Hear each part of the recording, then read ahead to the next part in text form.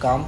जो सिस्टम ने गलती किया है वो सिर्फ तुम्हारे साथ नहीं, पूरे 22 लाख 23 लाख बच्चों के साथ ये गलत हुआ है। और इतना बड़ा आप एग्ज़ाम जब कंडक्ट कर रहे हो और आपका ये सिक्योरिटी सिस्टम ही अच्छा नहीं है, और हमें मेडिकल स्टूडेंट को बोल रहे हो आपकी कॉलेज जाए संडे के दिन, तो इनका खुद का सिक्योरिटी सिस्टम अच्छा नहीं है। और जिसके लिए सफ़र जो है वो सिर्फ नीट के लिए तुम नहीं, जो नीट क्रॉस करके आ चुके हैं हम medical student as well as जो इंटर्नशिप कर रहे हैं उनके लिए भी सेम यही रूल फॉलो हो रहा है।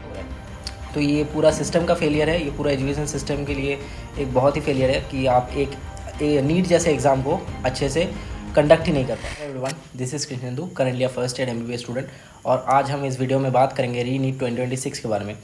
पहली बात तो ये है कि relax yourself and keep yourself calm. Very sad news for them who have done their best in NEET 2026। तो उनके लिए मैं यही कहूँगा कि वापस से उस रिदम में वापस आने की कोशिश करें और फिर से री नीट के लिए अपने पूरी तैयारी में लग जाए। और जिनका एग्ज़ाम अच्छा नहीं गया था उनके लिए एक दूसरा मौका है, दूसरा चांस है फिर से अच्छा करने के लिए।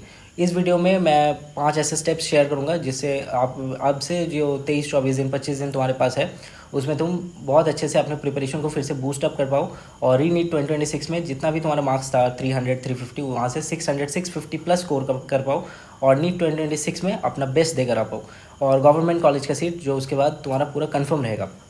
तो इस वीडियो में मैं बात करूंगा फुल रोड मैप के बारे में, जो फुल रोड मैप रहेगा नीट 2026 री नीट 2026 का, और कंप्लीट टाइम टेबल भी मैं शेयर कर दूंगा कि कैसे क्या करना है। तो कंप्लीट टाइम टेबल भी मैं शेयर कर दूंगा क्या पढ़ना है और कैसे पढ़ना है, सब कुछ मैं बता दूंगा। इसके बाद पूरा तुम्हारे ऊपर है कि इस टाइम को कैसे यूटिलाइज़ करना है। और ये तुम्हारे लिए ऐसा मान के चलो एक आखिरी मौका है, एक लास्ट टाइम के लिए तुम ये नीट अपेयर कर रहे हो, क्योंकि इसके बाद यहाँ से बाहर आ जाना, क्योंकि देख ही रहे हो सिस्टम कितना ख़राब है। तो आओ बात करते हैं। फर्स्ट इंपॉर्टेंट थिंग जो तुम्हें करना है कि short notes NCERT formula sheets जो है उसको बहुत अच्छे से रिवीजन करना है। ये सब चीज़ें जो है ये रिवीजन करना बहुत इंपॉर्टेंट है, क्योंकि ये क्रिस्प एक फॉर्म है पूरा जो तुमने 2 साल 3 साल मेहनत किया उसका। अगर तुम्हारे पास अभी शॉर्ट नोट्स फॉर्मूला शीट ये सब कुछ है तभी करना, अभी बनाने मत लग जाना, अभी टाइम बिल्कुल भी नहीं है। अगर तुम्हारे पास नहीं है तो रेडीमेड जो शॉर्ट नोट्स है जो तुम्हारे कोचिंग से अगर मिले हो, किसी दोस्त का है या फिर इंटरनेट पे कहीं पे है, मेरे टेलीग्राम चैनल पे भी पूरा शॉर्ट नोट्स अवेलेबल है फिजिक्स और केमिस्ट्री का, तो वहाँ से भी पढ़ सकते हो। और NCERT में जो मार्क्ड इंपॉर्टेंट पॉइंट्स है, मुझे पता है कि पूरा बुक ही अभी तक मार्क्ड हो चुका होगा, लेकिन उसमें भी अगर तुम्हें पता है कि हाँ ये लाइन मुझे प्रॉब्लम है, या फिर अगर तुमने PYQ पास में लिख रखा है कि इस लाइन के ये PYQ आता है, जो लाइन तुम बार बार भूल जाते हो वो सब लाइन अच्छे से देखा करो। दूसरा पॉइंट PYQs। अभी सबसे इंपॉर्टेंट ये है कि हम PYQ पे फोकस करें। तो PYQ जो है वो टेस्ट की फॉर्म में दिया करो। टेस्ट के फॉर्म में मतलब जो तुम्हारा अभी जो है 3 घंटा 15 मिनट का एग्ज़ाम होगा री नीट तुम्हारा, तो अभी लेकिन तुम्हें वही 2 आवर 45 मिनट 2 आवर 50 मिनट्स तक ही लेना है टाइम, क्योंकि अभी जो वो 15 मिनट बताया गया था वो 15 मिनट ये बताया गया है कि वो कुछ जो फॉर्मेलिटीज़ है वो फुलफ़िल करने के लिए दिया गया है। तो उसका भी कोई भरोसा नहीं है कि पता चले वो फिर से 3 घंटा ही कर दे कभी। तो तुम्हें वही जो टाइम 3 घंटा ले रहे थे उसी से तुम्हें करना है अच्छे से। तो PYQ जो है वो टेस्ट के फॉर्म में किया करो, और इससे तुम्हें क्या पता चलेगा कि अपनी पोजीशन क्या है, कि तुम कितना स्कोर कर पा रहे हो PYQ के बेसिस पे, और वेटेज ऑफ ए टॉपिक, एक टॉपिक का कितना वेटेज है। ऐसा मान के चलो कि कोई टॉपिक है जिससे तुम बहुत कोशिश कर रहे हो समझने की, लेकिन पता चले कि उस टॉपिक से क्वेश्चन ही नहीं आता है, तो इतना इंपॉर्टेंट नहीं है। ठीक है, तो ये सब और मिस्टेक्स जो है जो तुम गलती करोगे उसको सब कुछ रिवाइज कर लो अपने नोट से और NCERT से, बस जो भी गलती करोगे वो यहाँ से रिवाइज कर लेना। Third point is mock test. Mock test ही एक ऐसा है जो तुम्हें बताएगा कि अच्छा हाँ तुम पूरा कंपटीशन में कहाँ पे लाई करते हो, कि तुम्हारा रैंक कितना आ रहा है। जो भी कोचिंग तुम फॉलो करते हो वहाँ पे एक टेस्ट हर दिन दिया करो। अब कोचिंग वाले तो हर 2 दिन 3 दिन में एक टेस्ट लेते हैं, तो तुम्हें अलग से जो दूसरे कोचिंग के पेपर है वो सब सॉल्व करना है। तो एक टेस्ट ज़रूर दिया करो, 3 घंटे का पूरा टेस्ट रहता है तुम्हारा, ऐसा मान के चलो। तो तुम्हें 2 आवर 45 मिनट 50 मिनट्स तक ही पूरा पेपर सॉल्व करना है। और OMR फिलिंग एक मस्ट इंपॉर्टेंट, बहुत इंपॉर्टेंट है, OMR मिस मत करना, OMR ज़रूर फिल करना। टाइमिंग जो रहेगा वो 2 से 5 बजे तक ही लेना है, 2 से 5 बजे तक ही तुम्हें टेस्ट देना है पूरा। जो फोर्थ पॉइंट है बहुत इंपॉर्टेंट, वो है पेपर एनालिसिस।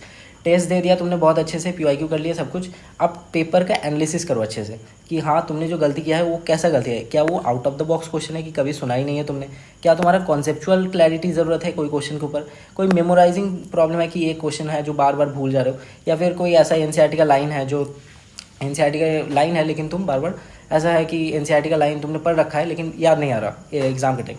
तो ये सब पेपर एनालिसिस ऐसे करना होता है कि किस टाइप का क्वेश्चन है। And the fifth important thing is mistake copy.